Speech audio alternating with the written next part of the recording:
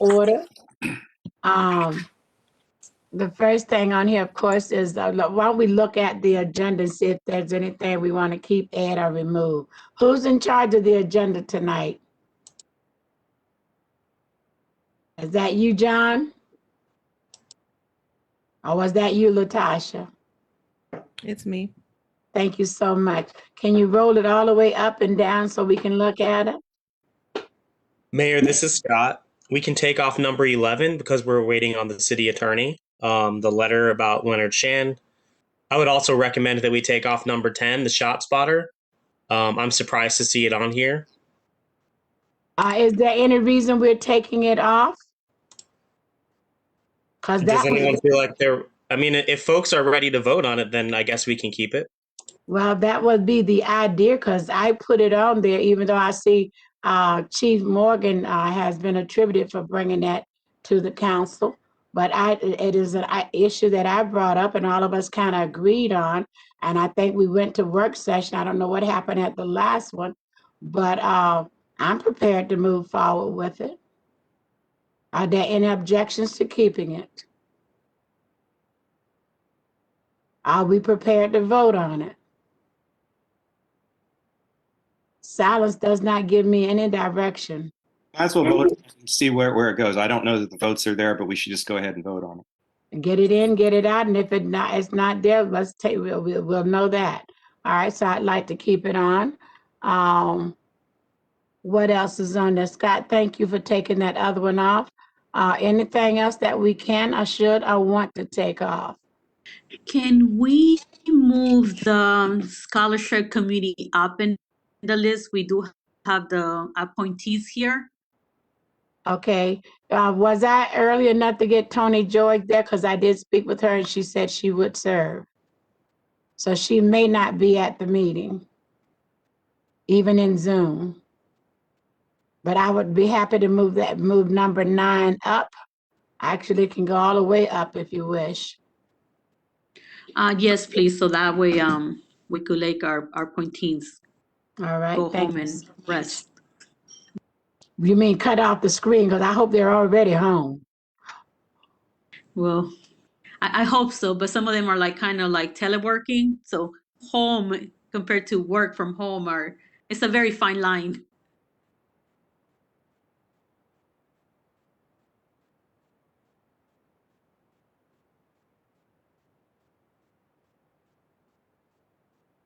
That's a good place for it. Thank you. Should we move anything else? If not, may I get a motion? Oh, wait a minute. She's still doing something. May I get a motion to approve the agenda if there are no other changes? Move to approve the agenda as amended. Second? It's been properly moved and seconded. All those in favor, let it be known by aye. Aye. Aye. Thank you. Aye. Thank you. I'd like to then ask for the Pledge of Allegiance, and I would like someone else to lead it tonight if they would. Selena, would you like to do that? Because when it's there and we're doing Zoom, I tend to be the only one that's getting to do it. That's fine. I'll do it. I pledge allegiance to the flag of the United States of America and to the republic for which it stands, one nation, under God, indivisible, with liberty and justice for all. Thank you all so very much. And we've done the agenda. Do I have any announcements, not reports, but announcements from Mayor and Council? I have an announcement. All right, thank you. So this is regarding the COVID-19 vaccine here in Prince George's County. Starting today, the 311 press, what's it called? The number tag has been habilitated for people that are either seniors or don't have computer capabilities for them to pre-register for the COVID vaccine. So we are encouraging people, if they cannot go online to do it, to call 311 in order for them to be able to pre-register. Right now, we are in 1B. The other thing is that we also, a group of us also advocate, including Delegate Peña Malik, Vice Chair Denny Tavares Casa and myself, we advocated for the registration to be in Spanish. So now it's in Spanish website. I put a quick how to turn Spanish. They made it easy enough for people to find it and be able to change it. The other thing is, like, during the food distributions on Thursdays, if anybody needs help, we're helping them out as well. We will be having a food distribution this Thursday at Queenstown's apartment at 9:30 in the morning. So please show up. It's 1,000 boxes and non-perishable, and we have paired up with Jehovanisis, which is a church that's been giving out fruits and vegetables on Tuesdays. And a big thank you to them today, because even under the storm, they were able to hand out over 700 boxes of fruits and vegetables to the community. And their location is at the firehouse. So it's very central to the city as well. Quite a few of our residents are going there to pick up fruit. And that's usually, it starts at 8:30, but some of the people are lining up at between 7 and 8. So that'll be my announcements for right now. But big thank you to also Public Works and the police department for keeping us streets safe and clear from the snow. We were able to get in and out of the city very easily. So I'll stay with that. Thank you. No, thank you. Next, since Luke is not here, I'd like to go to Ward 2. I don't have any announcements. Scott? Yeah, I'll keep it really brief. I'm speaking at a conference this Saturday, a virtual conference, where I'll be moderating one of the breakout sessions. And then on Monday, I'll be participating in a town hall that the Prince George's County Young Democrats is hosting, along with Delegate Jazz Lewis and Delegate Daryl Barnes. So if you follow me on social media, you can find the details for those, and hopefully I'll see you there. All right. Well, I'm going to take a few seconds and at least do some announcements or recognitions. First of all, I'd like to thank the Prince George's Community Relations Department for helping me on the 11th of January, pass out almost 1,000 or 2,000 masks to residents throughout the city. And we're going to be doing that again on February the 13th at the police station. So mark your calendars. Please come get the mask.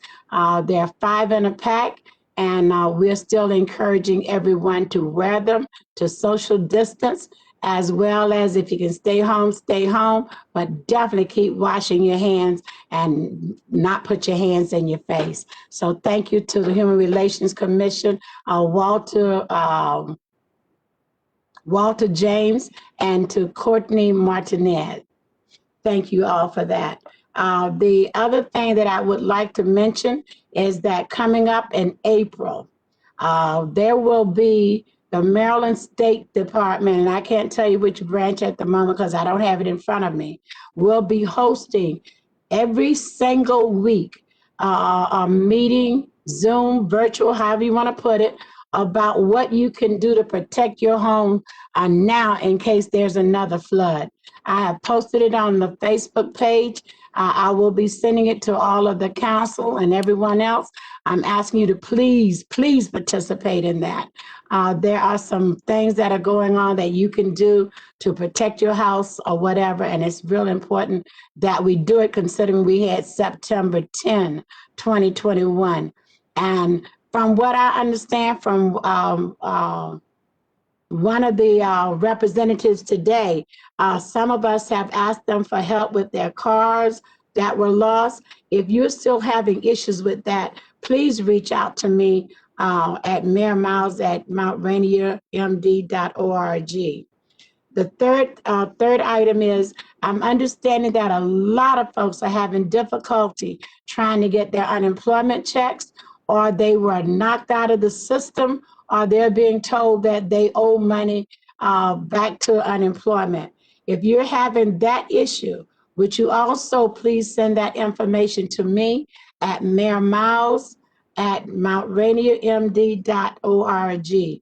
I've been working with the Senator Malcolm Augustine, to try to get folks cleared up and try to get their money to them, because that's becoming very difficult.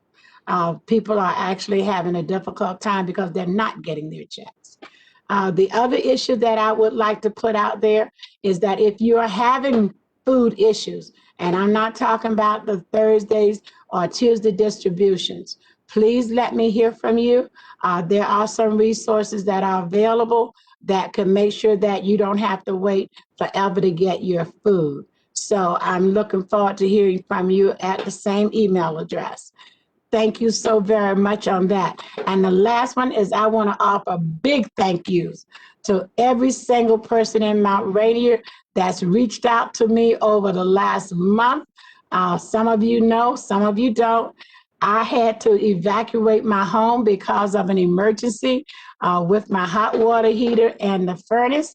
Those things were finally replaced, repaired, and I'm back in the house as of Sunday. I've been gone since January 9th, and living out of suitcase is no fun.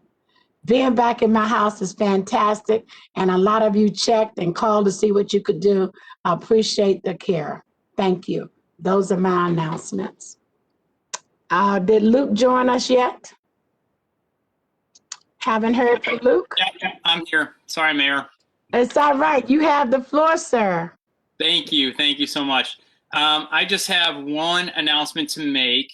And if you'll give me a second to pull up the timing of it.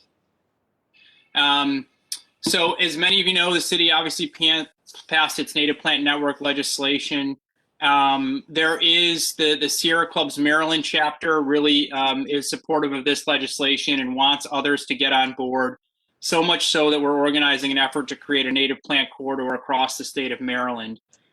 So we've been meeting monthly with the Sierra Club's Maryland chapter, and the next time that we are meeting is February 25th at 8 p.m. You can sign up on the Sierra Club's Maryland's chapter calendar, or you can send me an email at lchesick@mountrainiermd.org. Thank you very much. All right. Go ahead. Someone want to speak? All right. Thank you so very much. That brings us to public comment. This is open to the public. You are allowed to have 3 minutes. You can talk about anything you wish. This is your opportunity to kind of tell us what's going on with you or what you would like us to hear from you.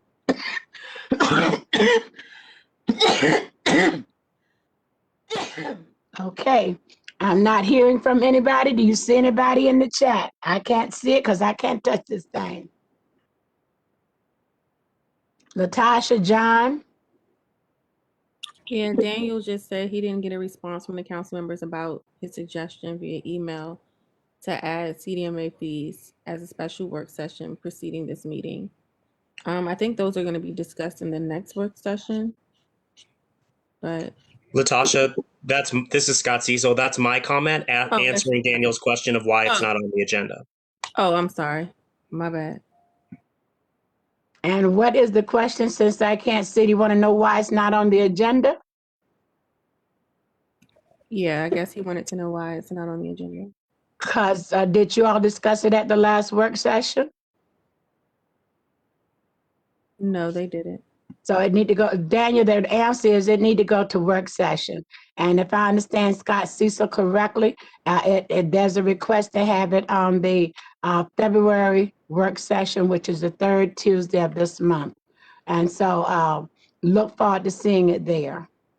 Any other questions? Go ahead, I'm sorry. I was just going to say, okay, so that would be the 11th, or is it the 18th? Whatever the 3rd Tuesday is, I can't tell you because I won't touch this computer. I've been being kicked off all night. Okay. I just know. What I will do is I will check the calendar and I will send you an email. Okay. Are you the new president? I will be on the 10th. So Brooke was trying to get this on the agenda for tonight, so we can go ahead and start the process. And then once me and her swap, I can just take over pretty much on the rest of the details of what we're asking. Okay, we'll get information out to you very quickly. All right? All right. Thank you so much, and thanks for being here. Thank you. Anyone else in the chat room or would like to speak? Hearing none, thank you so very much. I'm down to old business and am I there? Okay, I should be at old business, ordinance regarding yard waste. Brian, I believe you were working that before I got thrown out of my house.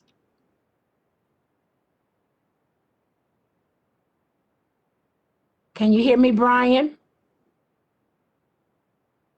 Hello, Brian, I think you may be muted. Could you unmute? I was talking and you didn't hear me. Okay.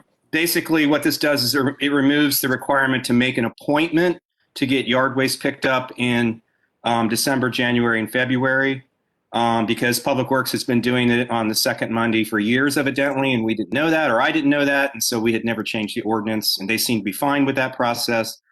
There's this one little glitch, which I am now understanding. When I send things to you, John, with strikeouts, the strikeouts do not come through. So looking at your ordinance, section 11-110 in front of you, you'll see in the third line, the word "and February," period. So what comes after that, by prior appointment only, needs to be struck out. That should have been a strikeout, because that's what we're changing. We're taking that out. And I apologize. I should have been better at proofreading. We're going to have the same problem with the one later in the meeting. But that's the only thing it's doing, is striking out those 4 words, by prior appointment only. Oh, I see that. That's in 11-110 yard waste collection. It is the third sentence down. So Yeah. can you fix that for us, Latasha? Can you pull it all the way up on the screen first? I'm trying to find it. Where is it at? It's Here? under. Right there. It's right there. If you go to that and go down 1, 2, 3 lines, it's at the end. No, down one more. Down to and over to your right. It says Monday in December, January, and February by prior appointment. By prior appointment, should come out. Yeah. Don't take out the whole line, just the by prior appointment. Well, no, you can't do that in the ordinance, Latasha. Oh. That has to be struck out. That's what we're striking out. Otherwise, the Municode won't know what we're doing. So you have to have the language here. Just put strike. John can do it on his end when he send it. Oh, okay. Yeah, this isn't the one that gets sent. He's yeah. So John can do it on his end. And John, when Brian sends you, just make sure your track changes is on. That's probably why he's not seeing it. That's what it is. It should be on track changes. Okay. He doesn't have his turned on. Okay. Okay, we'll do. All right. So did you get that strikeout? I did. Okay, perfect. All right. Anything else, Brian? Oh, that's it. If they could just get this moved, that would be great. Can we go back up? Is this one that is last reading and adoption today? Yes. Okay. Anything else need to be changed? If not, may I get a motion to approve it? May I ask a question, please? This is Scott. Please ask the question. I heard Brian say to strike out whatever it was to strike out. That you need to request a meeting. Doesn't the whole next sentence need to go as well? Because then the next sentence says, so prior to schedule, or the whole next sentence is in December, January, February. Yeah. Good point. The next 2 sentences need to go too. Thank you, Scott. I was so focused on the prior appointment part, but you're right. So at that same place, Latasha, in December, January, and February appointments must be made by noon on Friday. All of that should go. Good Lord. For something so easy as I thought it was, it made a mess of it, didn't I? Oh, well. I would not apologize. You did the best you could, and we all make mistakes. Let's just fix it. Thank you. Thank you so very much. Thank you. That was a great catch, Scott Cecil. All right. Thank you. Anything else on this? May I get a motion to approve? Motion to approve ordinance. Which ordinance is that? I can't see. Ordinance. 11-110. It's 1/2021. Yeah. Well, that's not exactly true. That's the section. It's ordinance 01-2021. Correct. Yes. All right. We have a motion. May I get a second? Second. Thank you so very much. All those, any discussion from the audience? Hearing none, all those in favor of approving the ordinance as amended, let it be known by aye. Aye. Aye. That's only two. Aye. Selena? Aye. All right, so the motion is carried by 4. All right, thank you so much. Let's go to the next item of business, which will be new business, $1 million incentive fund approval. And someone need to take that on, explain it, and tell me what we're trying to do. Who put it on? Good. Mayor Miles, this is Ron Warwick. I'll go ahead and go over. We missed you last week at the work session. We presented 3 requests for the $1 million incentive fund. The individuals that we discussed was an ERA Wine Bar, Michelle and Lionel Grant. Their request was for $25,000 of a forgivable loan for equipment for their new location at 3300 Rhode Island Avenue. The second was for Colors by Tangi Thomas. That request is for $20,000, $300 for her salon at 3800 34th Street. And the third was from Gary Feld with Green Ivy Benefit, which is Dota's Kitchen, for $24,400, located at 3801 34th Street.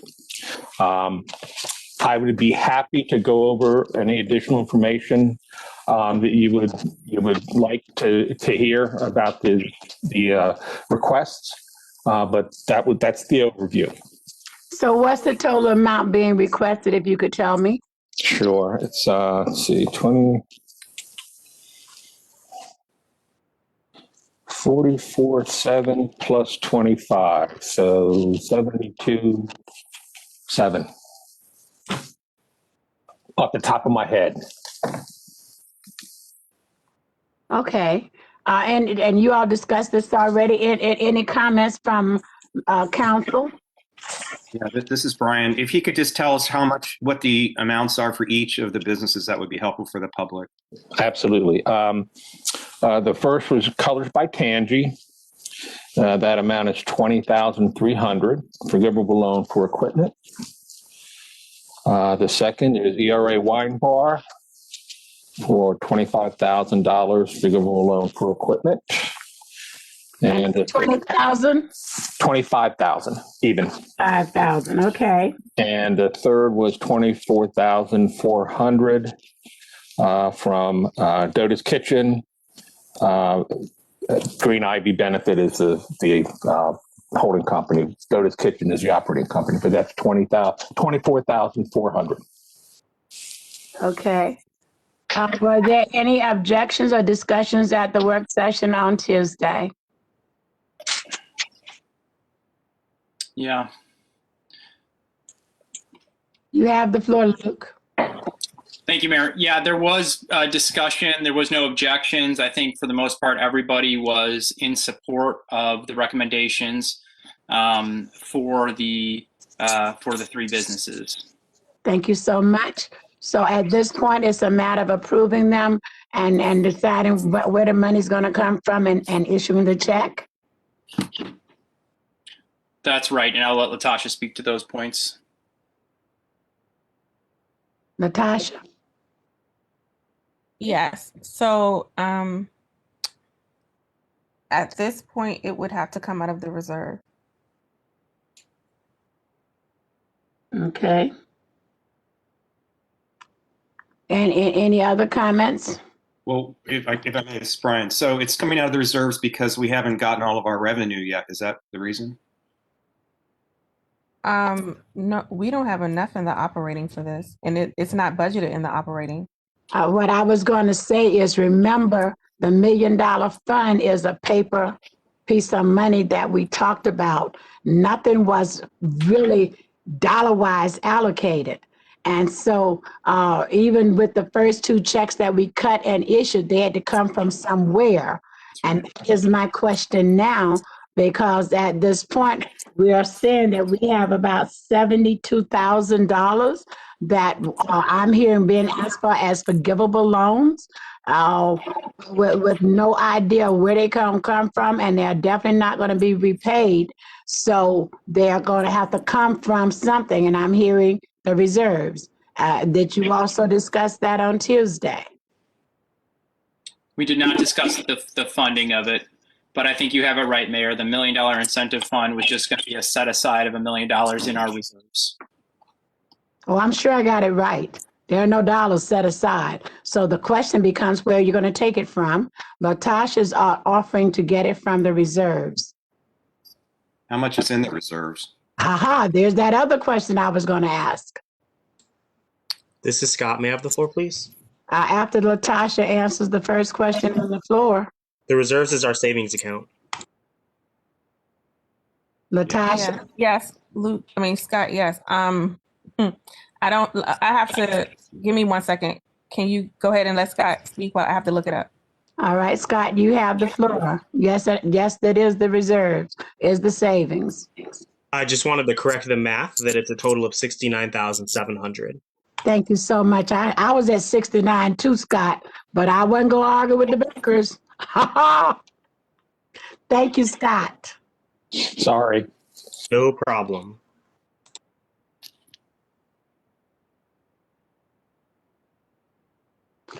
While we're waiting, oh, very good. I can see everybody. I like this. While we're waiting on Latasha, are there any other questions or concerns? And I guess, Ron, you're here. Any comments you would like to make while we're waiting about the three businesses? Because if I'm listening correctly, Tangi's been here for quite some time. The cafe is a new business coming to town, and so is the wine bar. So, hello, Mayor and Council. So all the businesses are currently on the line. So you can actually ask their questions individually if you like. They did share some of their requests and information during the last work session. I was asking you for your comments and recommendation with regard to the three requests. My recommendation is that they get funded. Okay, thank you so much. That's what I needed to hear. And I understand that the businesses are on the line, so I don't know names that go with the business. So let me start with, is Romero one of the businesses? No. No, Michelle Grant is ERA Wine Bar. I see Michelle Grant. Michelle, would you like to tell us about your businesses? And I apologize for not being here, but my life was on hold. I'm here now. Michelle? Are you on mute, Michelle? Check your mute button, please. There she is. Oh, yeah, here I am. Madam Mayor, can you hear me now? I can. Thank you so much. Excellent, excellent. Thank you so much for having us tonight, and greetings to council members and all the attendees again this evening. As I mentioned and shared last week, we are first and foremost a neighborhood gathering place.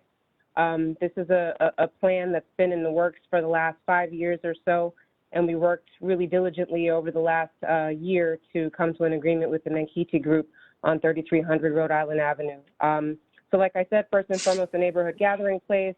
We are internationally inspired, and our goal is to bring wines from around the world to Mount Rainier. We're going to have a really strong wine by the glass program. We're going to also have a lot of different small plates to match. We're going to use both floors of the space at 3300 to not only, of course, run our business, but also host as many community inspired events as we can. So we want to just support each other. We are a husband-wife team. My husband, Lionel, is sitting here next to me. And we are just really, really excited to get started. We've got a lot of work to do, and we've got our signs up. And as has been shared, our goal for the fund is to use the money to procure kitchen equipment. For many who have passed by that space, you've seen that it's pretty much a dark shell. So we have a lot of work to do, not just on the mechanical, electrical, and plumbing end, but also in terms of our build out. So that's how we plan to use the fund. And like I said, we're just excited to welcome you all there. All right. Thank you so much. Remember that chocolate wine. Oh, yes, ma'am. I got you, Moscato and Roscato. I heard you. Excuse me. Thank you so much. Appreciate that. Tangi, are you there?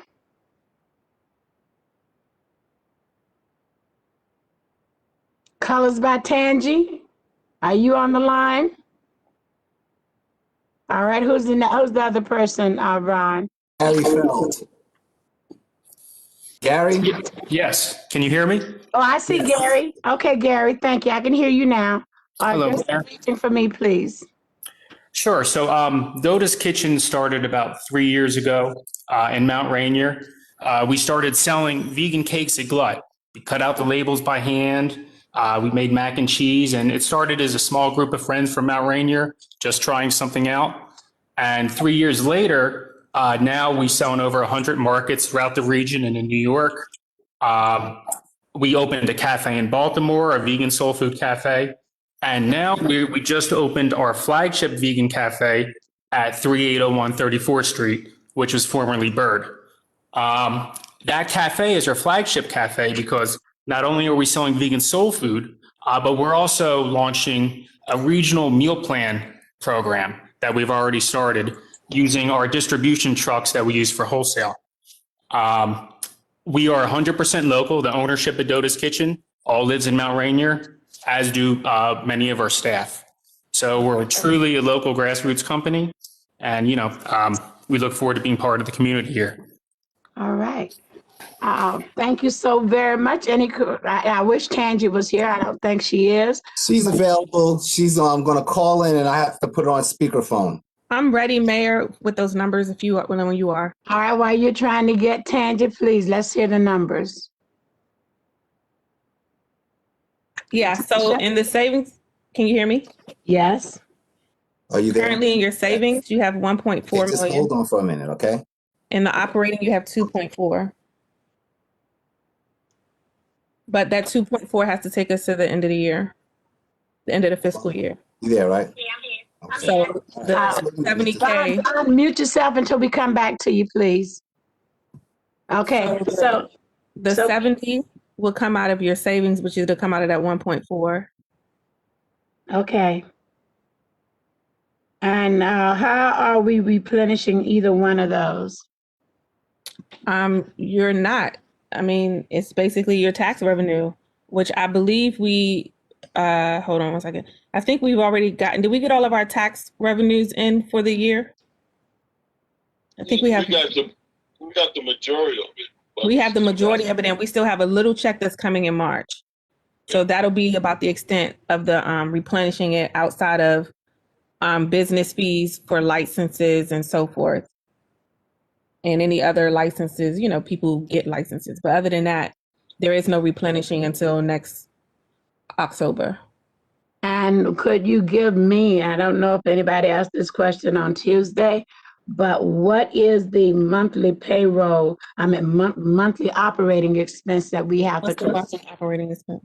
Between now and July 1? Because if I heard you correctly, your 2.4 mil got to get us to June 30. Give me 1 second. While you're doing that, Ron, please let me hear from Tangi.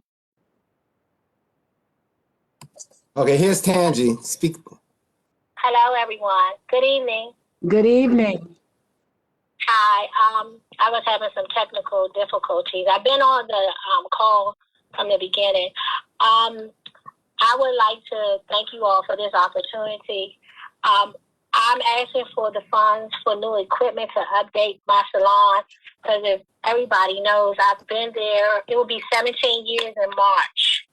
And I need new bowls. I need new chairs. I need new stations.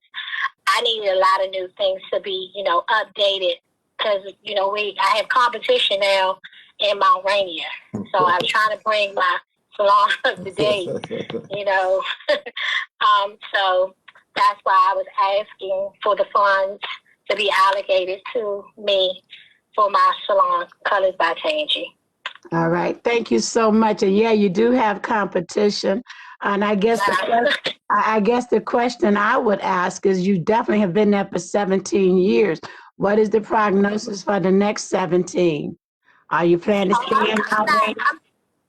No, I'm not going anywhere, Mayor Miles. And I'm going to start some new things in my salon once I update my equipment.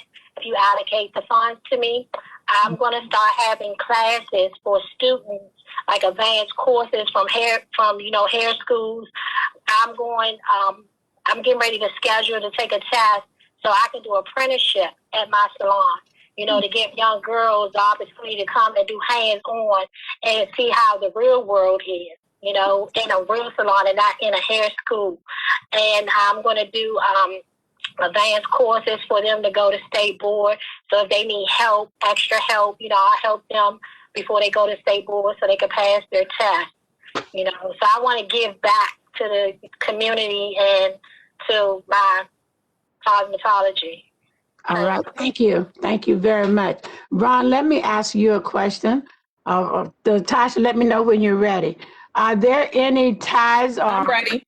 Okay, give me 1 minute. Are there any ties or commitments that these businesses have to give us for the funds we're going to get them for actually staying in Mount Rainier for X period of time?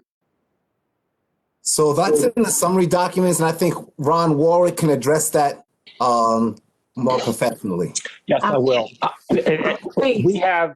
We have verbiage in the loan and security agreement that requires that the businesses remain in the city and in operation to become forgivable for a 3-year period of time or the term of their lease, whichever is less.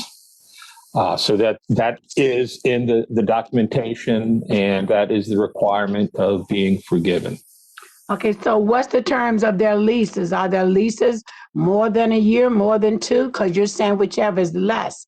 And normally when other businesses do business and they put out money, they require the persons or the employee, whoever, to stay at least 2 or 3 years.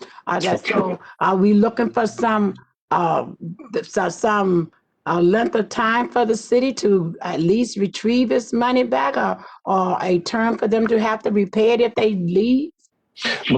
Right. We will, Mayor, we'll obtain the lease, and we look at the lease, and the minimum is 3 years. Most leases that we run into extend beyond that period of time. We went ahead and identified 3 years as a reasonable period of time.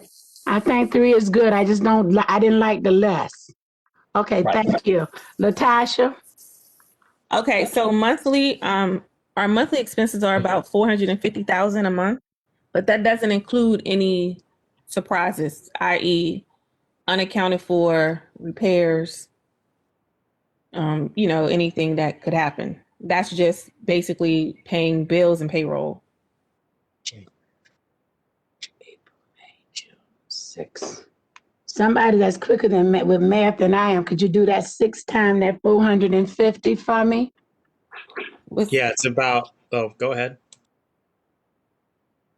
No, I wasn't going to say anything. Go ahead, Scott.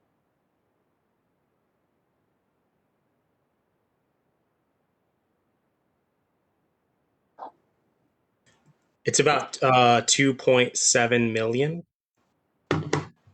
So we will probably be operating out of the savings before the year is over, unless we're getting a good little hefty piece with the rest of the income out of taxes, property taxes, right? Because I think we need to be real clear about what we're doing. I'm not opposed, and I'm very appreciative for those 3 businesses, but I need to make sure our city can pay its bills too. What's the pleasure of the council? And if you're going to tell me the pleasure, you need to give me a motion. I would like to ask, this is Scott, I'd like to ask a question of the Rons. That's all right. You have the floor. Thank you.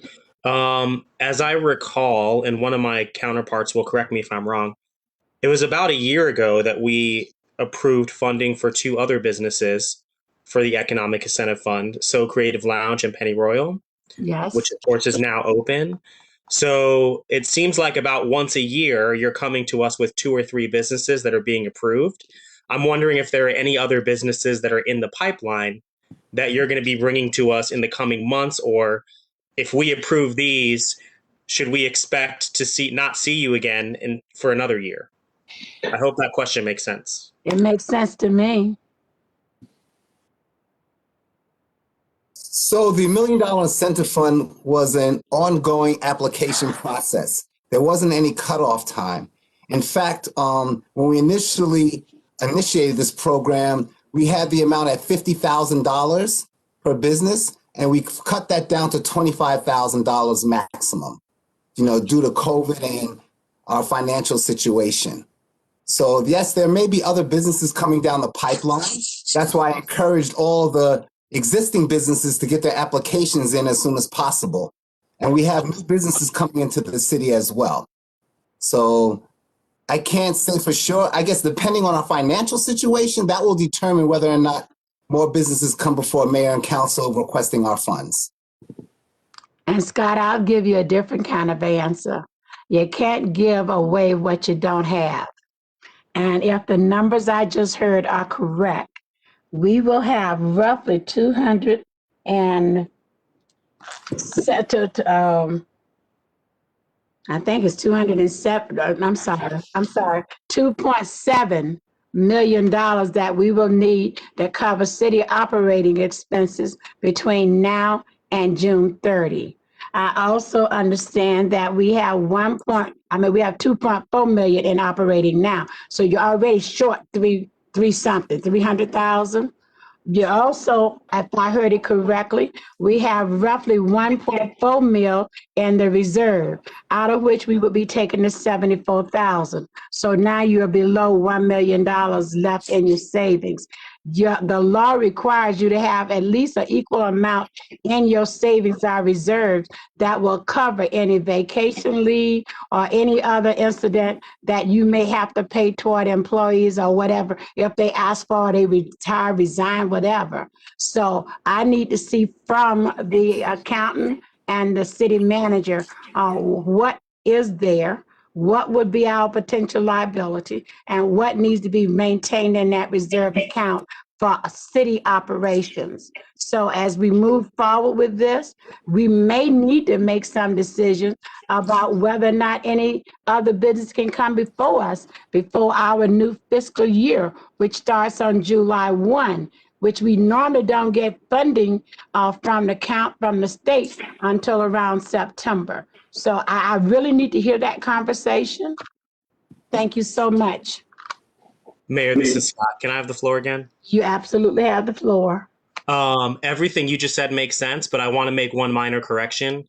That 2.7 million is the math for 6 months of expenditures by the end of the fiscal year. But we've already spent January's money, right? So really it's 2.3 million.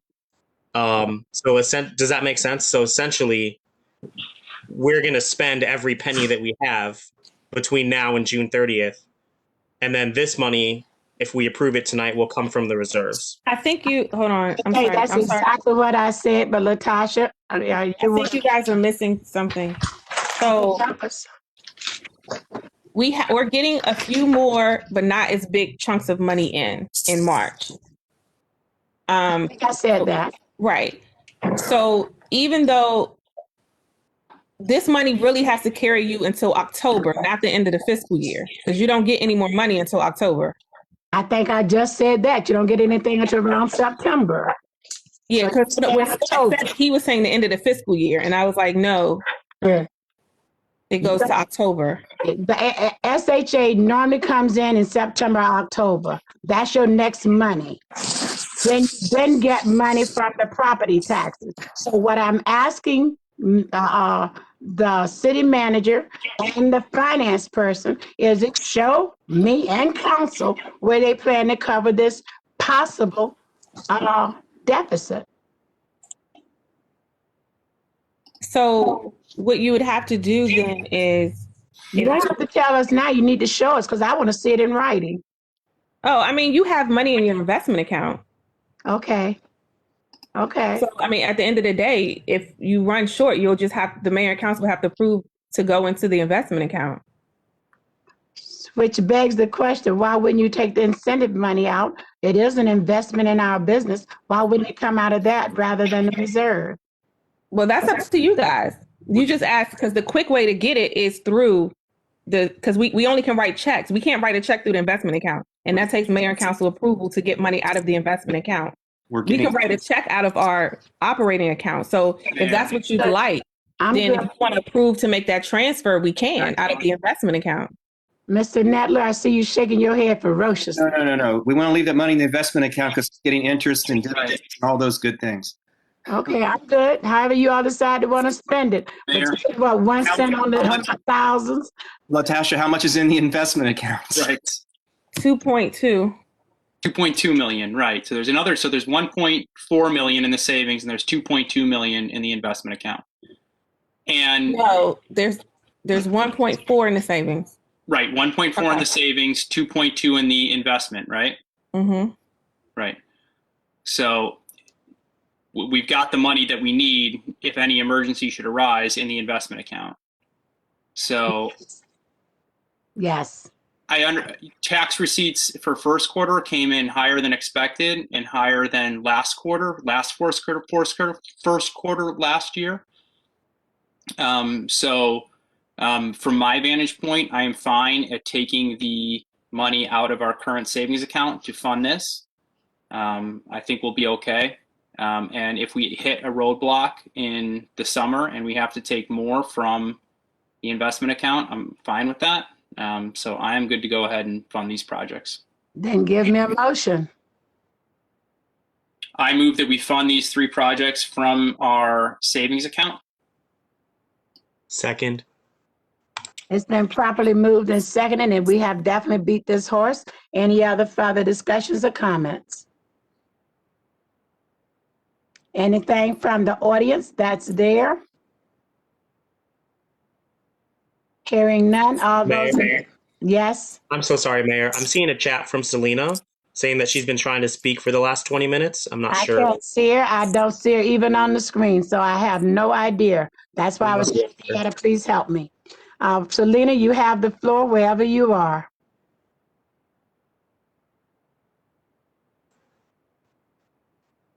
I think we may have lost her, and everyone's frozen on my screen now as well. Yeah, mine's frozen too. Oh, she's chatting saying that she's here. I'm sorry, Selena, we can't hear you.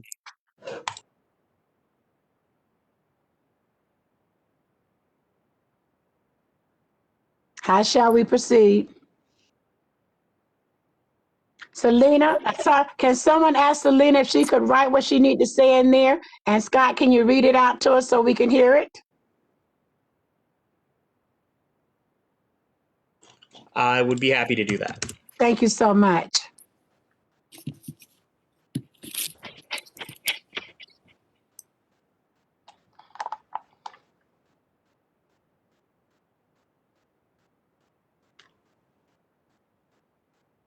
Mayor, this is Scott. She's typing her comment. I figured. Thank you. Anything else anyone would like to say while we're waiting on Selena to be able to communicate in this meeting? We just got a little, there was a lot of sort of conversation on that side topic. And one of the things we did at the last meeting, Mayor, is the chair, who was myself last time, for each item, we limited council discussion to either 1 minute or 1 minute 30 per person, had John keep time and then call people when it was their turn to stop. And maybe we could just circulate through council's comments for each agenda item that way. And then maybe we won't get as off track as we did on that last one. Well, your rules and regs offer you 3 minutes each, and that everyone gets to speak for those 3 minutes. And then you can come back and have 1 minute, whatever, after everybody has spoken. So I don't think we're too far off. It's just maybe not enough time on the agenda for it. Okay. Thank you. Are we able to hear from Selena? Hey, Mayor, this is Scott. Selena wanted to make the point that the wine bar is also local residents, so all 3 businesses are local. and she says she votes in support of the motion. In March, we should have more funding and numbers will come up higher. All right, thank you so very much. There is a motion on the floor and there was a second. All those in favor of the motion to fund our three businesses as proposed out of the reserve, let it be known by aye. Aye. Aye. And let Selena type her aye if you don't mind. Selena did. She said me. All right, then the motion is carried. Thank you all so very much. Good discussion, and I'm sorry I wasn't at your Tuesday meeting. I'd asked the questions then. Thank you. Selena, you are up with number 7, the youth scholarship appointments for the youth scholarship program. I think we were all asked to submit names for our appointee to this committee. I did see them, so if you go down, someone can take us down to the scholarship proposal.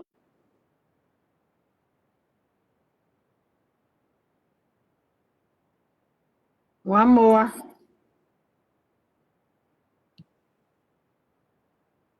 It's if I make no mistake, it's in blue writing. Keep going. There you are, right there.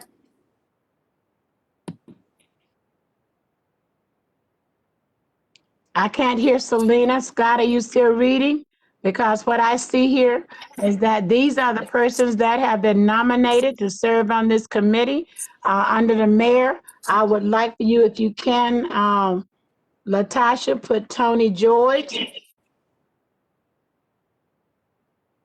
And then go down so we can see who else is there, please.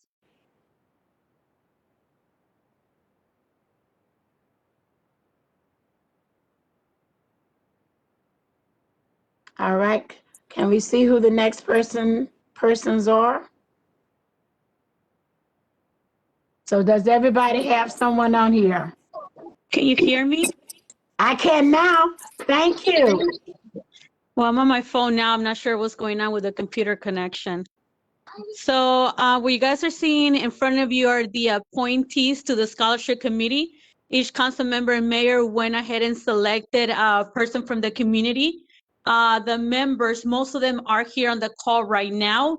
Part of their job is to read the applications, interview the applicants for the scholarship committee, and give us their recommendation. Everything will be done virtually. So that way there's no need for extra COVID safety guards. This was also done last year the same way. So we already have, this will be our second year doing it that way. So we have a legway when it comes to virtual inference. So in front of you see Mayor Melinda Miles' appointee, Tony George, my appointee, Hennessy Romero. Councilmember Luke Chesek is Dave Elpley. Both Dennis and David are returned committee members. For Councilmember Scott Cecil, JT Davis, and for Councilmember Brian Neller, you see Joe Mary Tablan. So they are here if you want to see them or hear from them as well. Okay, other than now, if they can show us or let us see faces to go with them. I'm not sure Tony George is here, but if council would like to do that, that's fine. Otherwise, are you prepared to vote? So you have Hennessy and Joe Mary are both here. Okay, can we see them? Hennessy, can you go on screen, council please? members? Yes, good evening, council members. Happy to be here as a recipient and also working again with the scholarship. Very good, welcome back. All right. Who else is here? Who else is here, Selena? Joe Mary. Hi, everyone. How are you guys? Very good. How are you? I'm doing great. Just Thank you. Enjoying myself. Glad to have you here. Thank you. JT, is JT here?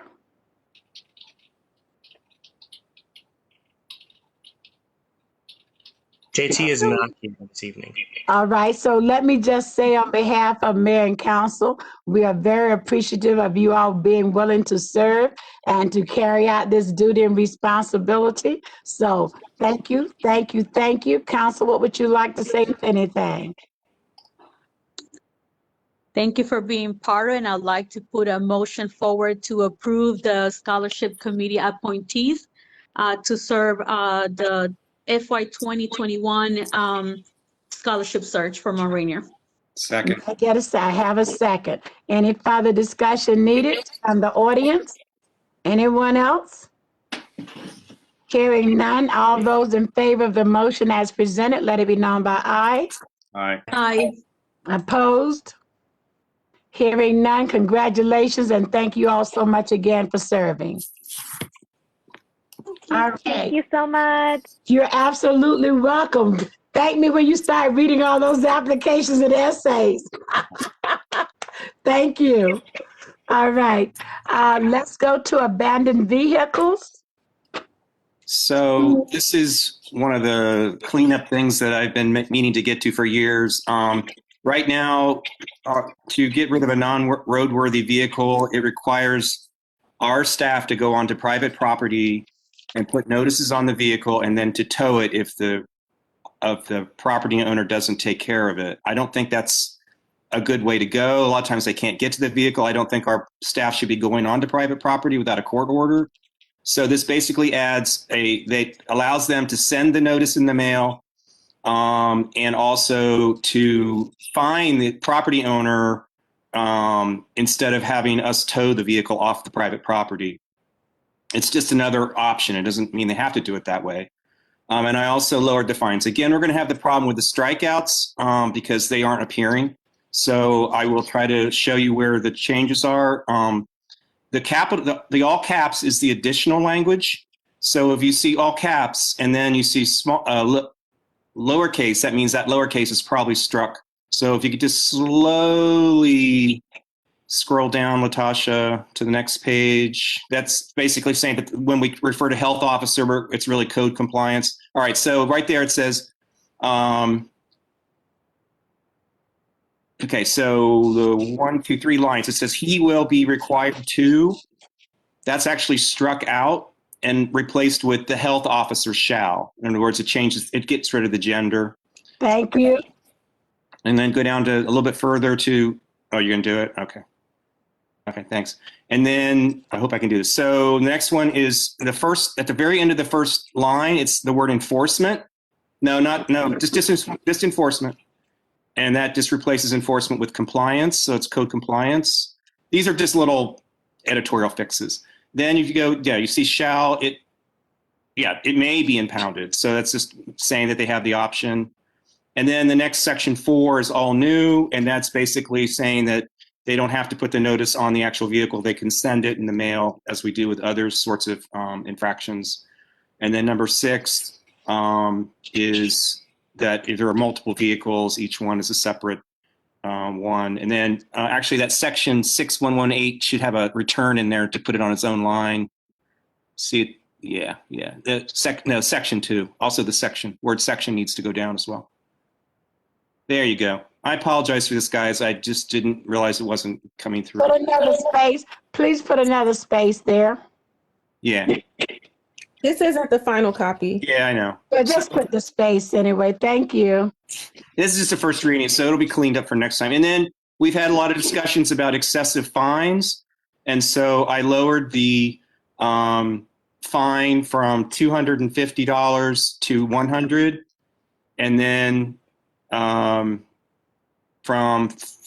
so you got to strike out after the word capital letters. Yeah, 200. Yeah, that'll be struck. The $250 should be struck.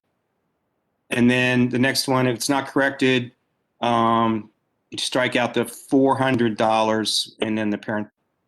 Yeah. And then, Well, you just made this where I can support it. Thank you. Yeah, sorry. We'll have a cleaned up version. Maybe we'll send it to you maybe tomorrow, John, if you can do that with showing the changes. I believe that's it. No. Okay. Right after that, capital S, the violation, that language after that would be struck because it's after the period.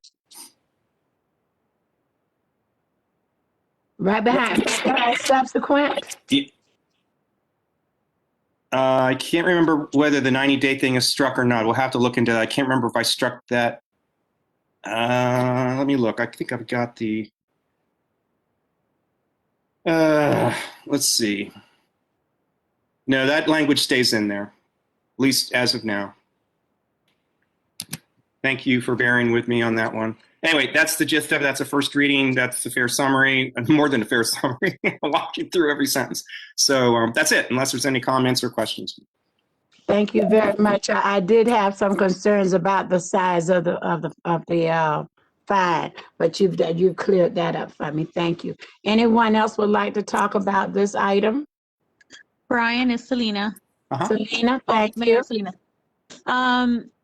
I was gonna say just make sure that the fee schedule matches up with that information. That way, we don't have the same problem we've been having before, that we switch one part of it and then the fee schedule is supposed to facilitate. The information is something else, and that's where we kind of get in trouble. If I can address that, that's a good question. My understanding, and I will double check, the fee schedule is for things like permits and licenses. It does not include penalties, or at least it hasn't the last time I looked. But I will double check to make sure that it's in sync with what we're doing here. Thank you. Thank you. Luke? I just want to say thank you, Brian, and I'm good to go. Scott? No comments. Thank you. Thank you all very much. Can we go to the next item, please? I'm sorry, public, would you like to comment, please? I've done really well tonight. You have. Not hear from the public, please. Thank you. All right, can we go to the next item? Funding community-based food security programs. That's either Luke or Scott or Selena. Which one of you put it on? Yeah, Scott, can I just give the mayor some context here, or did you have a plan to jump in?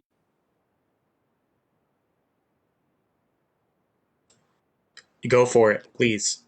Okay, so I think, Mayor, as you might remember, we talked about this in the fall.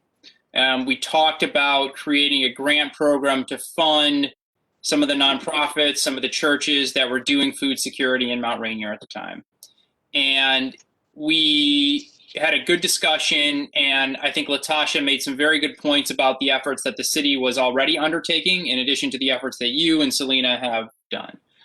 And so the idea was to drop the idea and let the city go forward, let you and Selena keep doing your thing, which I know you guys have been doing. And Scott wanted to put this back on the agenda. So Scott had the idea of bringing this back up and putting it on the agenda for the last work session. And so we talked at the last work session about,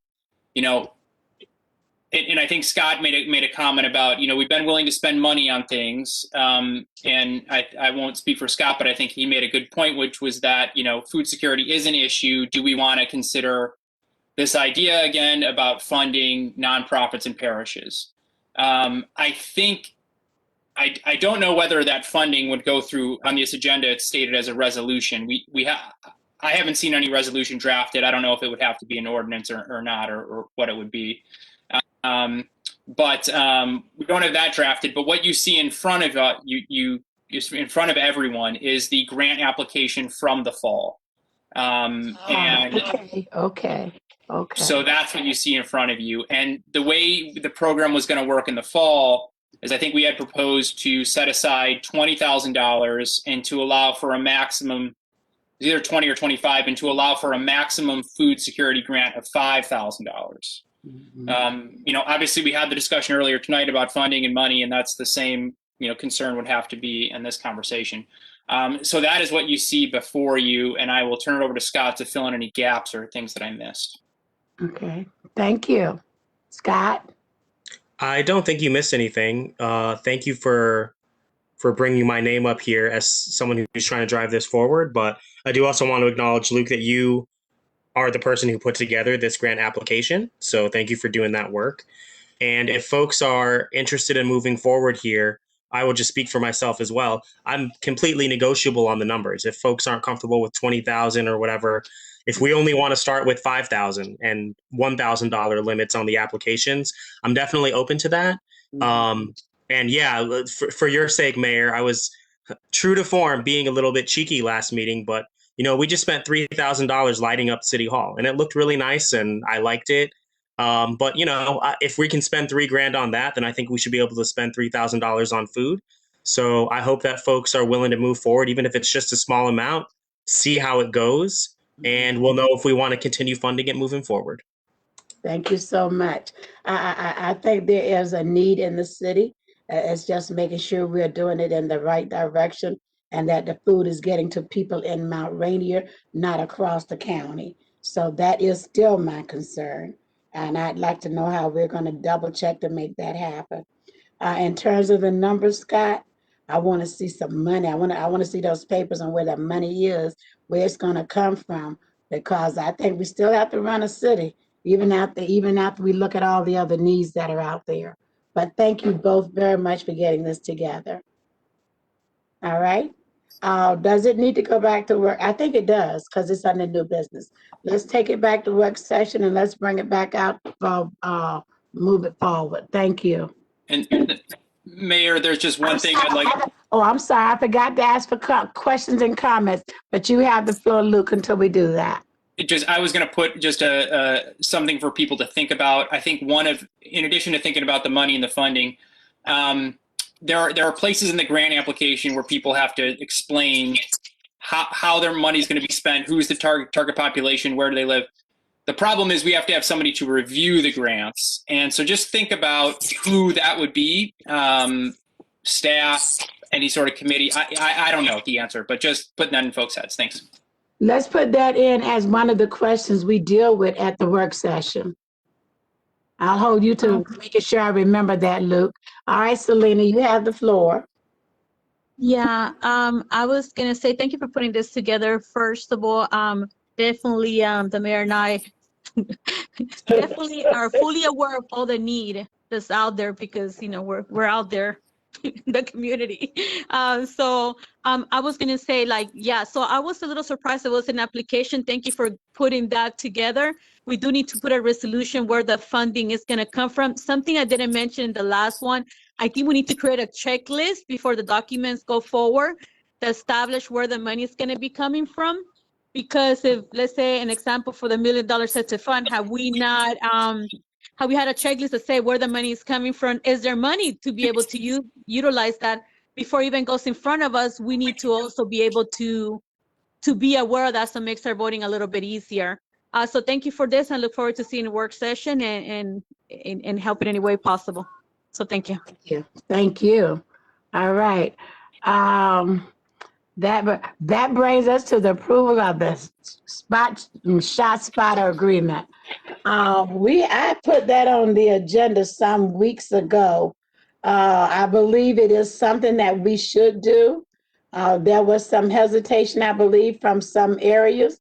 I have actually had the opportunity to talk to some of our police officers. I also understand this is already implemented at the University of Maryland and some other places in the county.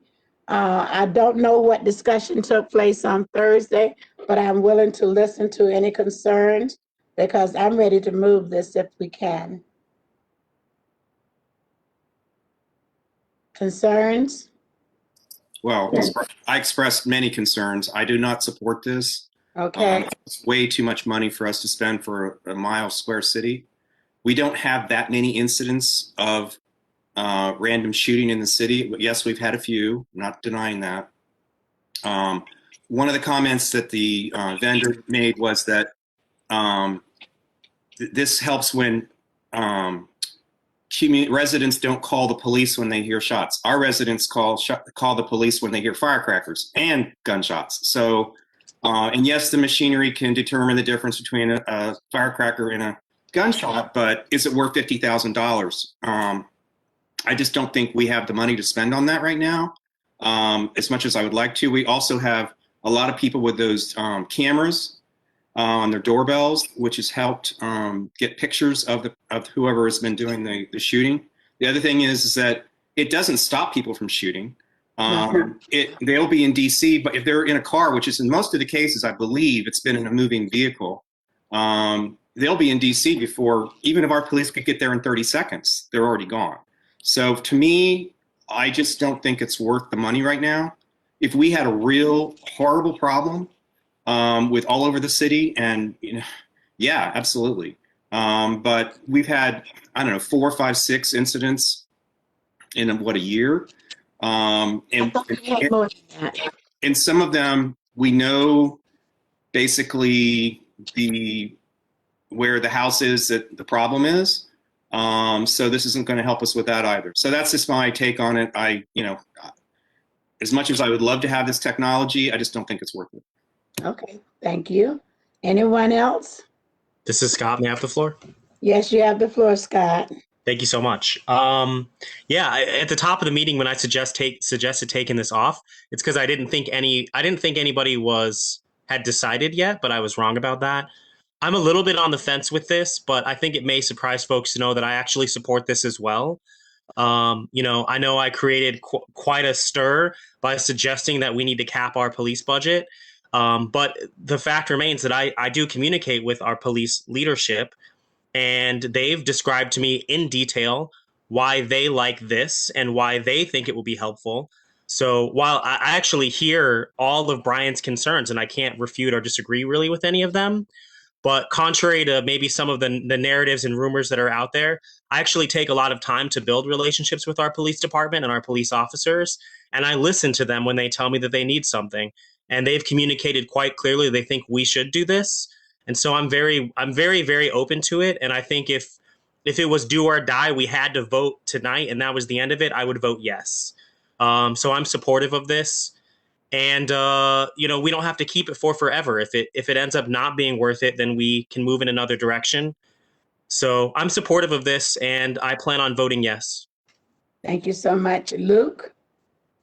Let's let Selena go, because she was knocked out the meeting for a while. So why don't you go next, Selena, then I'll come to Luke. Are you there, Selena? I think she's gone again. Luke? Okay, this was a tough one for me.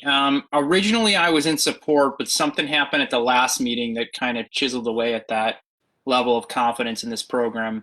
And that is, and Brian may have touched on this a little bit, there was a big sell about the ability of ShotSpotter to help, for lack of a better term, solve the crime, or at least know where the perpetrators who fired the bullets were heading or going to. And the way they sold that was your ShotSpotter will be clued in with your cameras.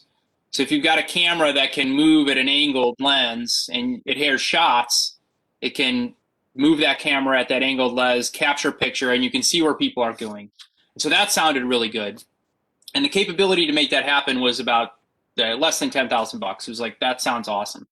The problem is that's just the software function that makes that happen. We would have to purchase the cameras that are necessary to make that program actually work effectively, because it would only work with the limited set of cameras we have in our community.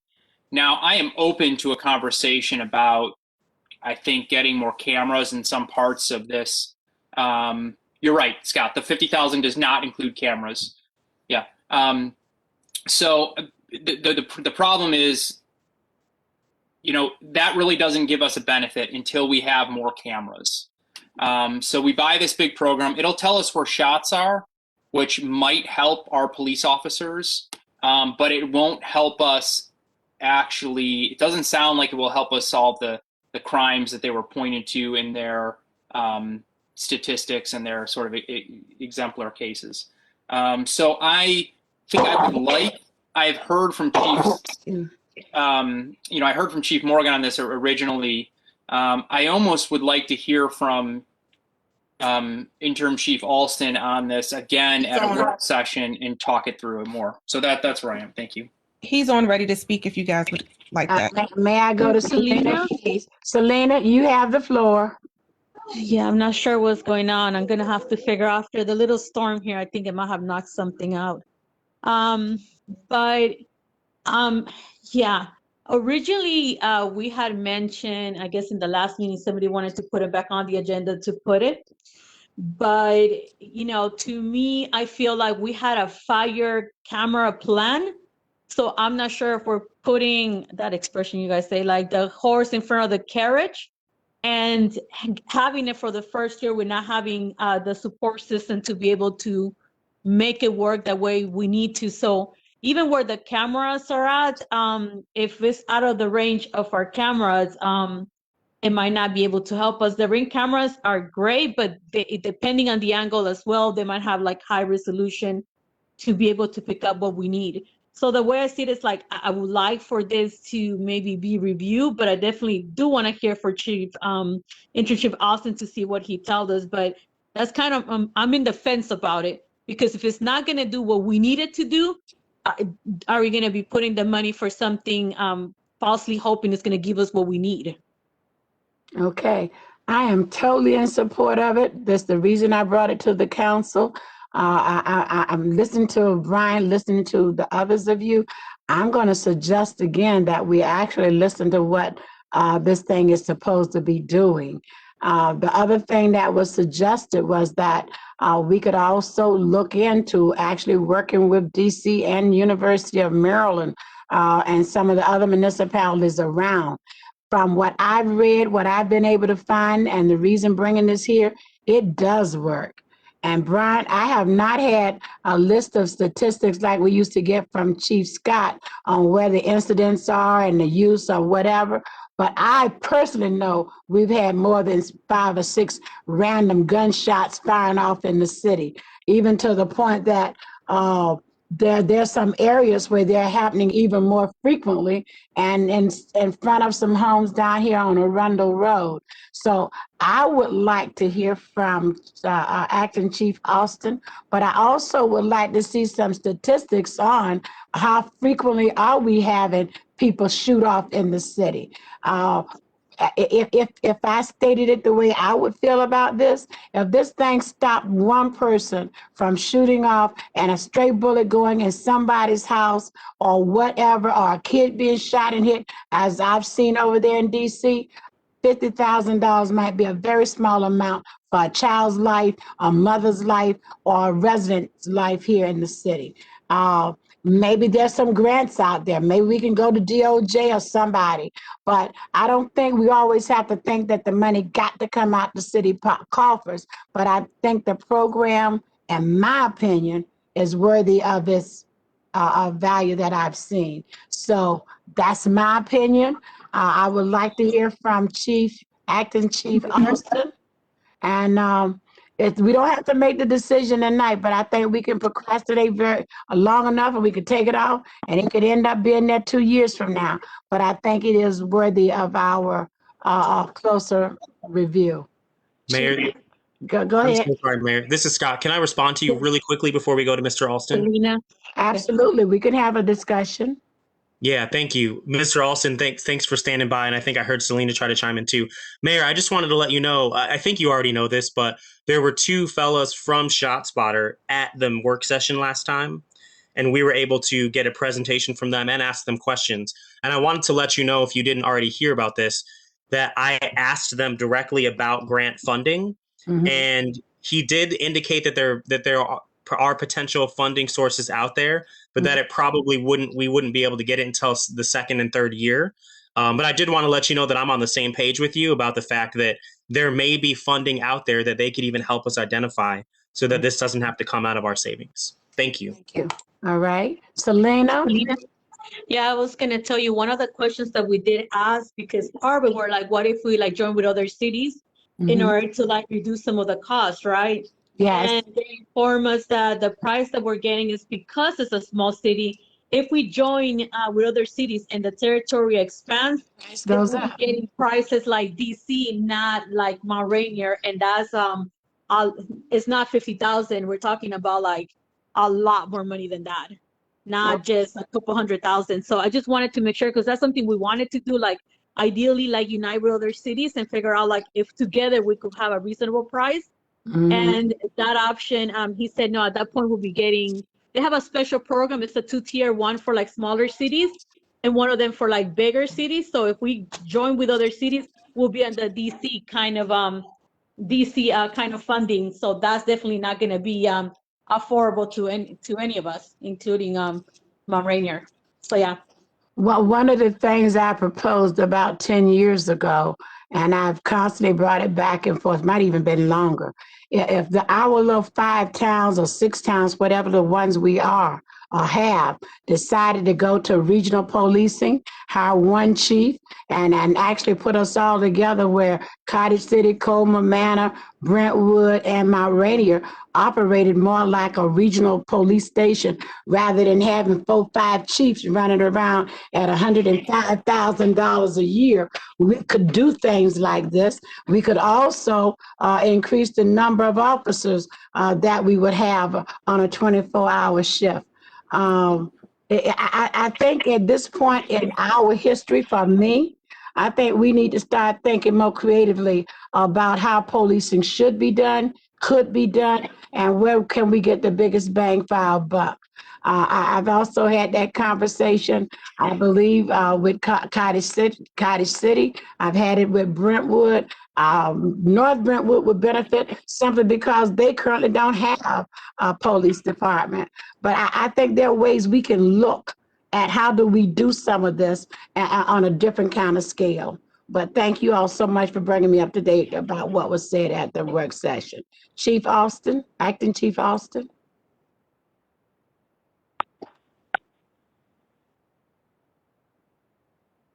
Is he there? Yes, can you hear me? I can now. Thank you so very much. I think you make a strong argument, Mayor, and I appreciate everyone's comments. I am a strong proponent on utilizing technology to asset us and asset our patrol. I'm in strong agreement with Councilmember Nettler. I can't see how this technology, with the type of shootings we're having, is going to help us catch the shooters or deter the shooter. I don't see what it does is point us to the location where the shootings occurred. By that time, within 30 to 60 seconds, we're already in those areas. As the last one we had 2 Saturdays ago, we were less than a minute to the scene of where those shots were fired. And they're being shot from cars at high rates of speed in random directions throughout the city. Right now, I can see a better use of resources in updating our camera systems, also looking at camera rebate programs for our citizens who purchase Ring cameras, because that's been our most valuable resource right now in helping us detect who these individuals and what type of cars they may have been in and how many they were and what direction of travel they were in, or the information and evidence that we gather from our neighbors in their Ring camera systems. I know some of our localities are offering rebates. DC also has ShotSpotter. What is ShotSpotter doing to lessen the gun violence that we see in the nation's capital? It's stronger than before. The amount of So the detectives know where the shots were fired, but the technology is doing nothing to stop it. And so what citizens have been reaching out to me recently since I took over and asking me, what are you going to do to get a handle on this? What we're doing as a team is we're saturating your neighborhoods with visible patrols during all hours of the day and night to deter crime and criminal activity. And that's right now going back to good old-fashioned police work. But I am definitely favorable of technology, but it has to be technology that makes sense for what we have right now in our city. Okay. Thank you so very much. That's enlightening. I see your hand, Luke. No, that was just very helpful to hear, and that's kind of where my head was going, that the money would be better spent on cameras first, or more overtime to increase the presence.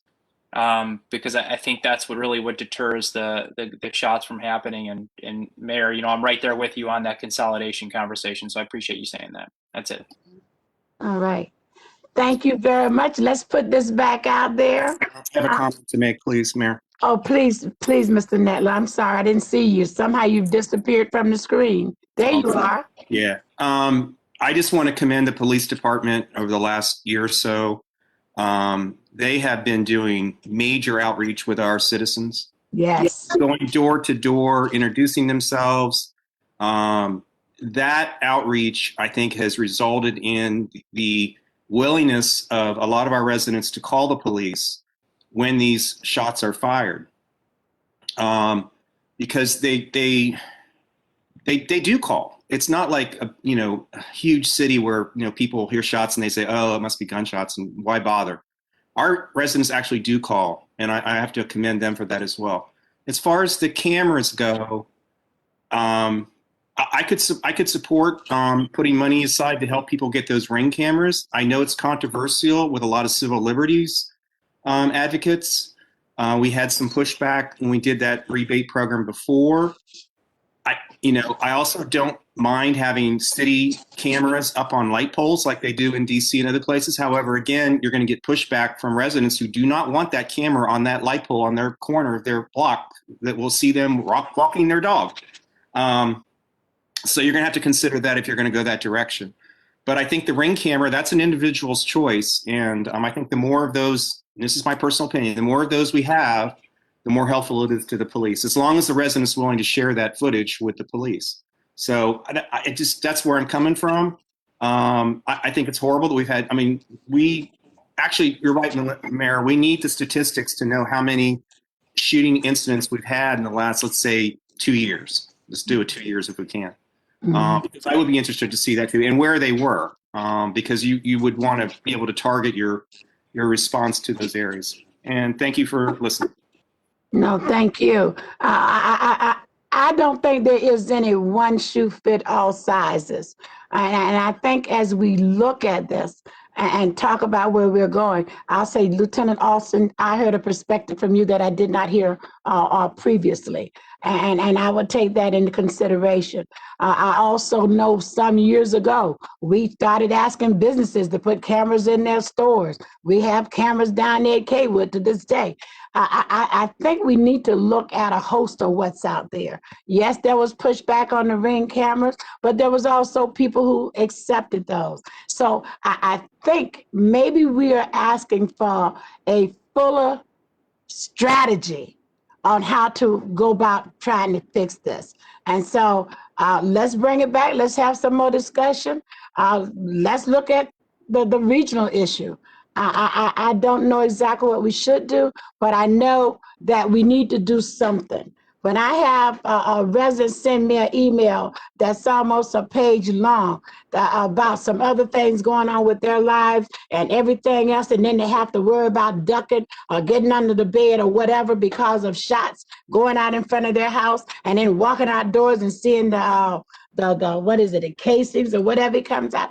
That's not what I want to live with, and I don't want my residents living with it either. So let's keep this conversation going, and thank you for entertaining me to put this back out there.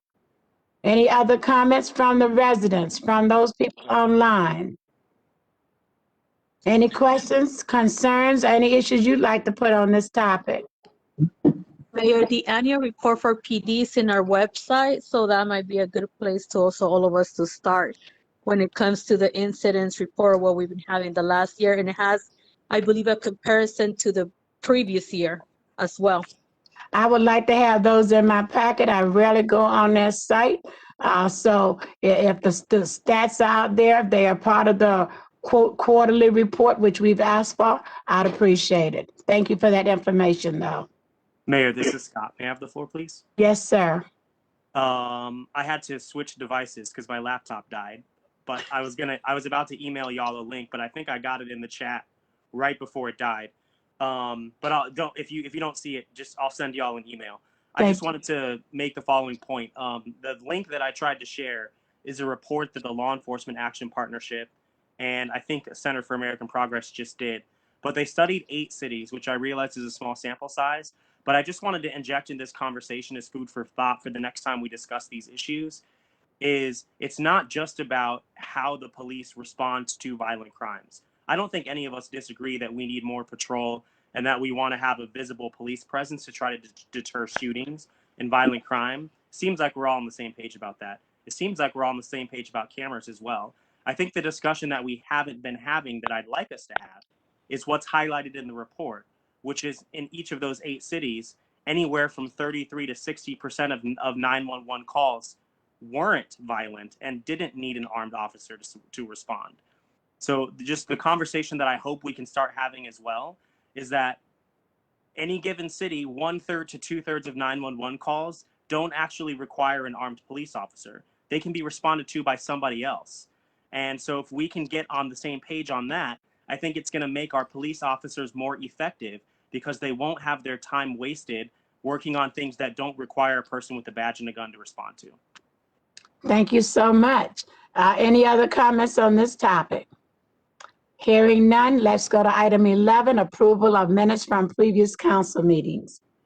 I assume they are attached to this report, and I know I stopped before I got to them. So did anybody have an opportunity to read them? Mayor, this is Selena. Yes, Selena. I'd like to propose that we usually propose if there's any changes or additions to the minutes for us to submit them by Friday by 5 p.m. Okay, thank you. That is that a motion? It is a motion. Second.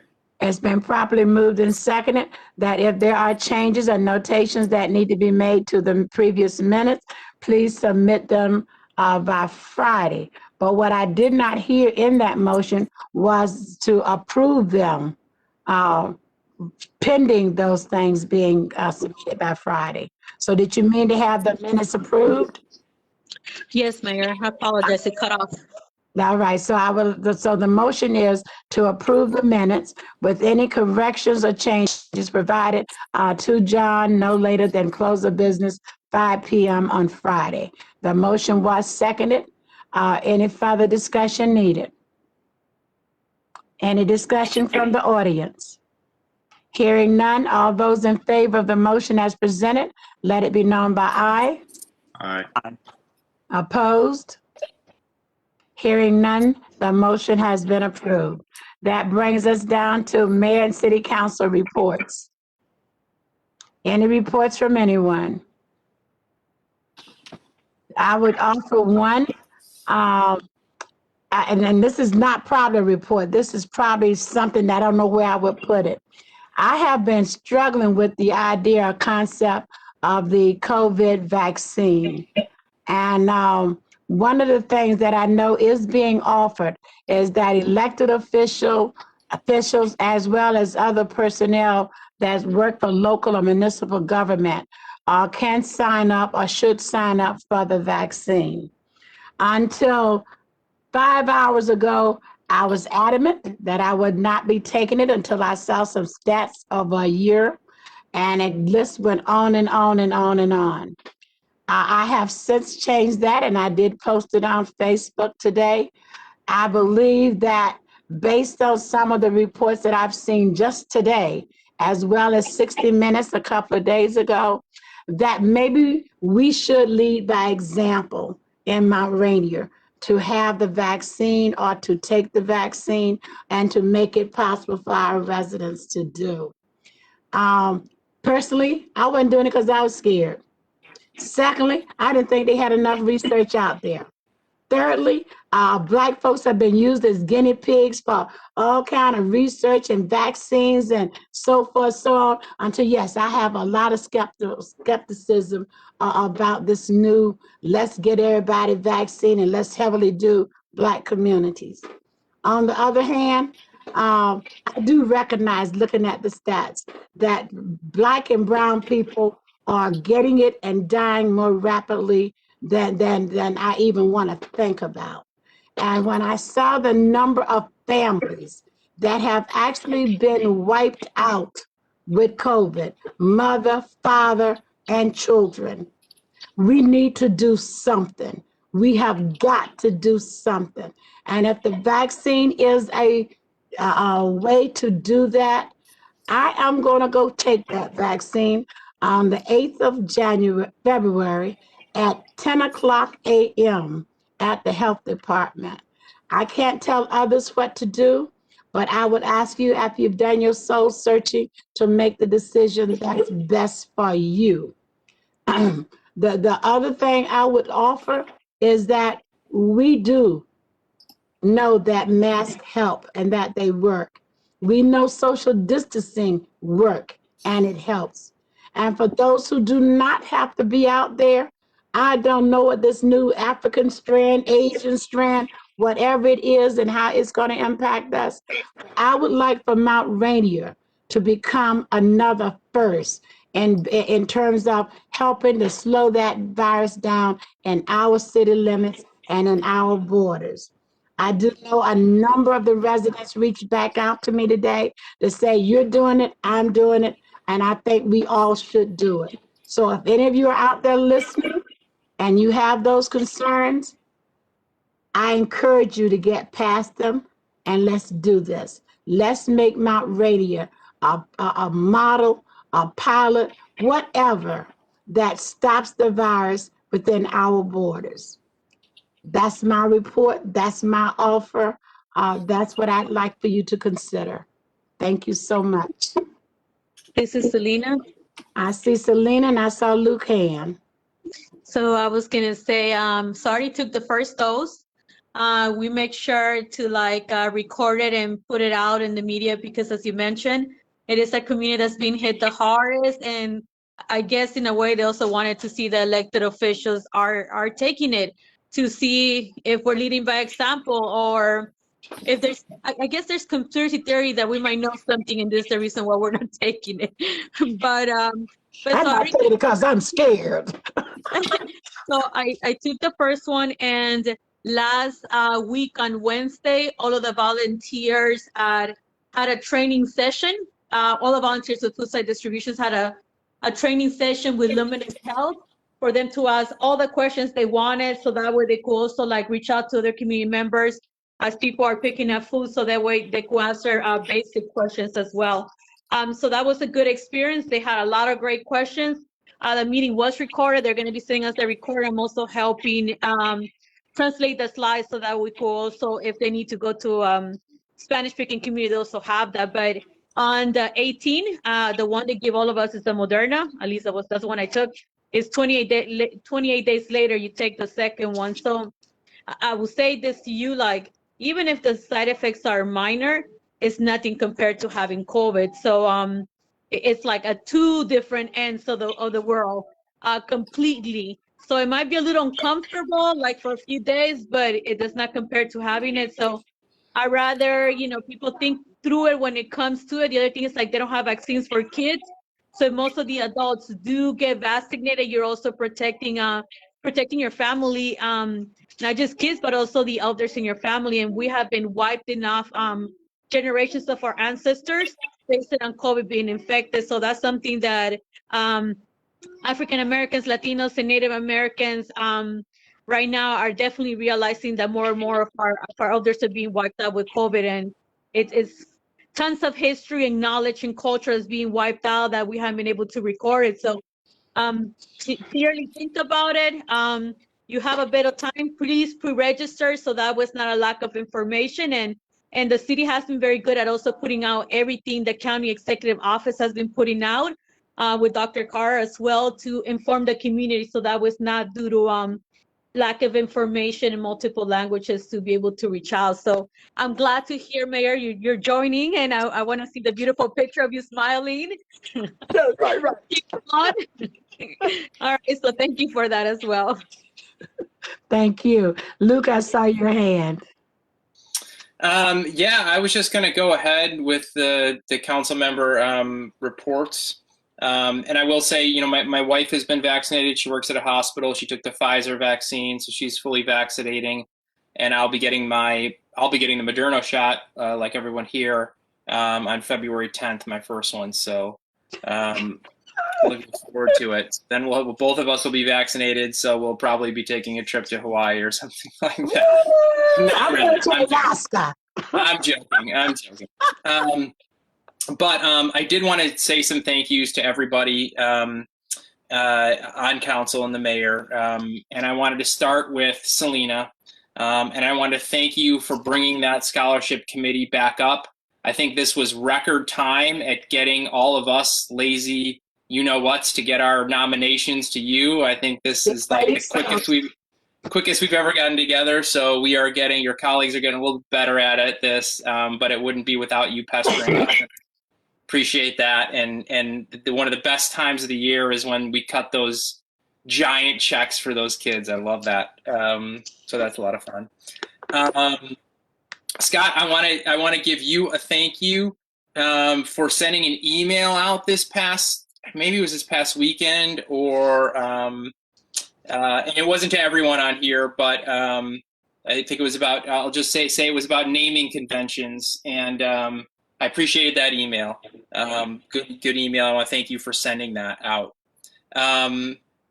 Brian, I want to thank you for getting us through your to-do list that has worked up over the last few years, because you getting through your to-do list means other people's to-do lists aren't going to get longer when you leave. So I just want to say thank you for being you've been really focused at getting this stuff done, and I really appreciate focused energy at my work and in this job, and I just really appreciate that. It's been really great, and I'm going to miss that. Mayor, I want to thank you for being here tonight. You really show just a level of strength and resilience to overcome struggles just on a consistent basis. It's consistent. It's consistent strength and resilience, and I thank you for that and demonstrating that to all of us who probably need more of that in our own lives. So thank you. And I want to give a big thank you to one resident. And so I am going to go with actually a couple. I'm going to go with Barry and Kathy, who have been helping so much with the community food forest and organizing efforts throughout this winter and again going into the spring. And so I just want to give Barry and Kathy a big thank you for doing that. And that's my thank yous. Thank you. All right. Anyone else? Brian? So thank you, Luke. A deadline always helps gets one's attention, and I have a definite deadline. So you are correct. I had a to-do list that has been hanging there for 20 years, and I'm getting anyway. But I also want to encourage everyone to get the shot. I signed up within an hour of getting that email from Latasha. I got mine 2 weeks ago. My second will be on the 18th. I had no hesitation whatsoever. If the public is worried about it, I had a little bit of a sore arm the next day. I will be honest and say that my partner, who works at Johns Hopkins, got his second Pfizer. We're getting Moderna. He got Pfizer. He did have slight flu-like symptoms the next day. Oh, you got to say that? Well, but as Selena said, compared to minor. Yeah, it was very minor. He even went to work. He took some aspirin or ibuprofen and went to work. That was the Pfizer. I don't know that Moderna has the same, but just be aware that you may have some minor. You take it easy the next day, but you definitely should get it to help protect all of us. We need that immunity in the community. I'm gonna do it. And let me also just praise our community, because I'm retired now, so I've been out and about during the day here in the city. Which is also why I have time to do all those ordinances. I don't see anybody without a mask. I see everybody. I go to Costco. Of course, they require it, but the gas station even. So we have a house down in rural Virginia. None of the contractors that have come to my house have had a mask on or even had one with them. Most of the people I see in town, they do not wear masks. So it's a complete difference from here to other places. So I just want to congratulate everybody, because you're not just helping yourself, you're helping all your neighbors as well. So that's just great. So thank you very much. And that's the end of my little commentary. All right, Mr. Scott, are you there? I'm here. Your floor. It sounds like Brian and Selena and I all got vaccinated on the same day, because Oh, Jesus. got my first Moderna vaccine on January 21st, and my second one is on February 18th at around noon. Don't come looking for me. But I'll just echo what y'all said. I didn't post a video. I posted a picture because I felt like I was being distracting to the person who was vaccinating me and trying to give me information that I needed to hear. But and thank you, Selena, for helping me figure out how to schedule my second one, because I was lost. So I appreciate that. I reached out to her for help today, and she was able to help me do that. One thing that I will say, and I don't say this to dissuade anyone from getting it, because Mayor Miles, I appreciate your honesty and your vulnerability. And I think that your skepticism was warranted, and I know you're not the only person who feels that way. There's a very well-documented history of Black folks and other communities of color being abused in many, many ways in our society, including by the medical community. I encourage people to read a book called The Immortal Life of Henrietta Lacks, which is the best example I know of, and that just happened right up the road in Baltimore. But I wanted to say that I was outside of the norm, where I actually had, I won't say severe side effects, but I was sore for about 4 or 5 days, and also was very fatigued for about 24 to 36 hours. So I just wanted to say I've had about as bad of side effects as anybody that I've heard of, and it's still worth it. So I just hope that folks will go get vaccinated as soon as you can. And I'll save all my other reports for email. All of y'all know that I send emails, and if you want to see what I'm up to and what I'm working on, you can find it there. Thank you. Mr. Nedler. It just occurred to me, I don't know if Selena and Scott had the same experience, but when I went to the health department that day, I was probably, the number of white folk in there was probably less than 5%. Everybody was Black, brown, Latino, whatever. The room was pretty full. So a lot of people that have legitimate concerns, given the history, were there. And I think a lot of them were elected officials, because I could hear them talking with each other about things. So it was a really good turnout of the majority, whatever community here in the county. So I congratulate those that jumped on that and got there and got their shots. And I'm just hoping everybody has very, very minor. Sorry, Scott, that you had that, but this has a very minor reaction. And as Selena said, compared to the alternative, it's well worth it. I'm going to leave that subject alone, because Brian, just listening to you, I wouldn't go, because if the whole room was filled with brown and Black, and I said, where are white folks? Because I need to see them getting these shots, because are you getting ready to wipe me out again? You got to be kidding me. Oh my God, I didn't mean it that way. Oh, but you did. You did it.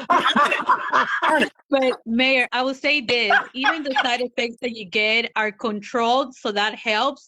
So it's not like you have weeks and weeks of it. So if you have a fever, it might be like a day or two or something else like that. So it's the soreness.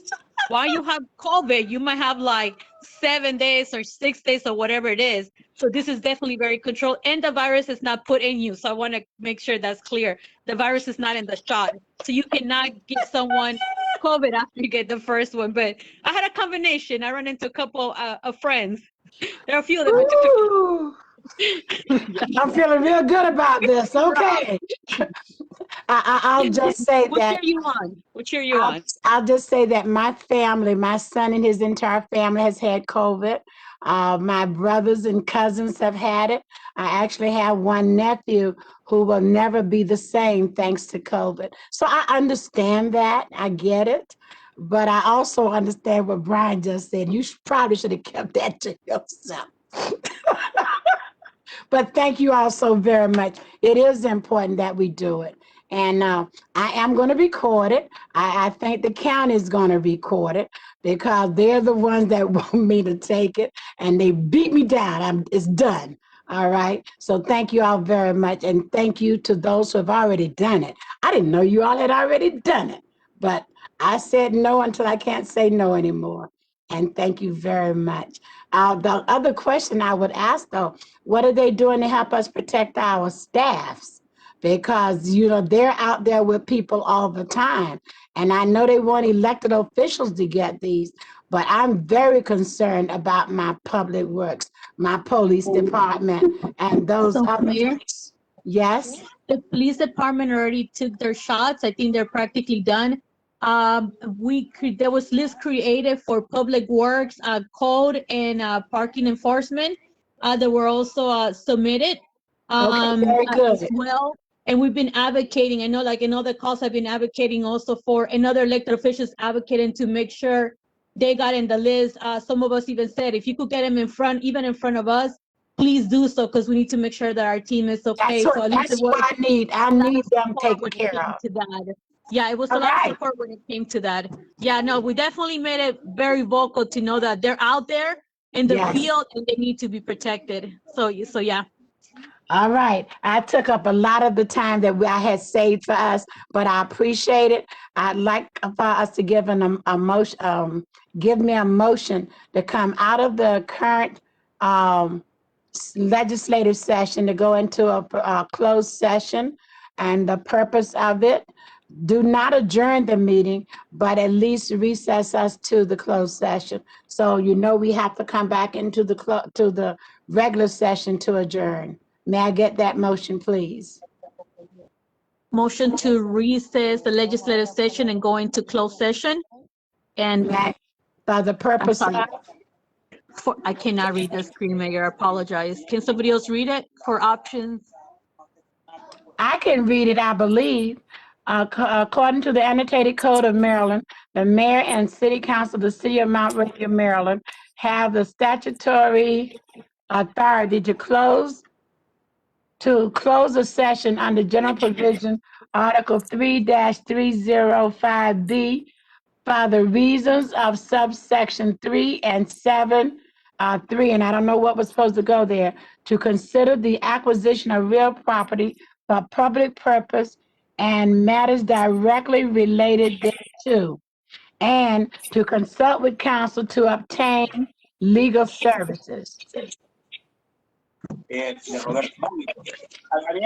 So moved. All right, Second. may I get a second? Second. It's been properly moved and seconded. All those in favor of the motion, let it be known by aye. Aye. Opposed? Hearing none, the recess is in order, and we're now in the closed session. I think we need to go out and come back in to make sure that we have no one in the closed session but us. Can you all handle